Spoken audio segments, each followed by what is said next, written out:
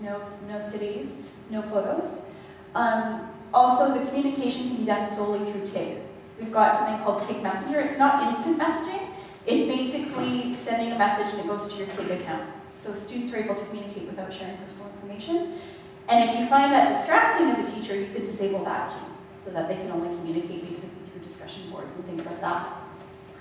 We also screen the content against a very long list of dirty words to restrict the amount of inappropriate content. And we also have 300 virtual volunteers who are translating, and as they translate, they come across inappropriate content and remove it from the site. We also have very strict terms of service. First time someone goes against the terms of service, they're given a warning. The second time they're banned from the site for a few weeks. The next time, we actually block the whole IP address, which is a rather drastic move, and it sometimes limits other people. Other people aren't able to connect to Teaching It Global, but we prefer to take that approach rather than having anyone misusing the site. It's also flexible. We've got teachers who use it who don't know anything about technology, and they find that their students teach them quite a bit about it. It can also be used for various subjects. So we've got, like I said, teachers teaching English using it. We've got, it's being used for science, it's being used for math, it's being used in various ways.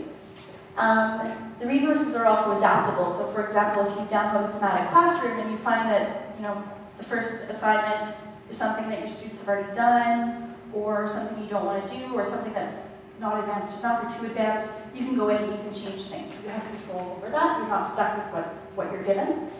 And like I mentioned, yeah, different levels of technological ability, and the platform being available in the 12 languages of Teaching It Global.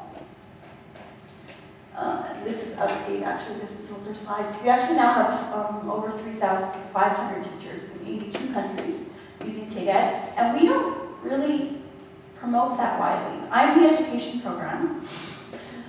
We've had to downsize a little bit last year with the economic downturn. I took over for 3 people.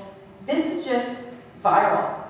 People telling people, and we might go to a conference and a bunch of people will sign up. We don't have the resources to go and do promotion and to tell everybody about it. So we've grown to 82 countries in 4 years, which is pretty amazing. The other nice thing about TIG-Ed is because we also have the Taking It Global community, when students stop using TIG-Ed because their teacher stops using TIG-Ed, they're still plugged into TIG. So they still have this positive space where they can employ technology, use these cool tools that they're excited to use, but in a positive, educational, progressive way.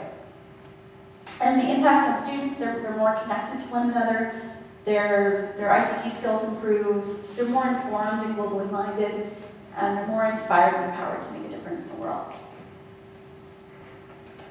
And this is actually a quote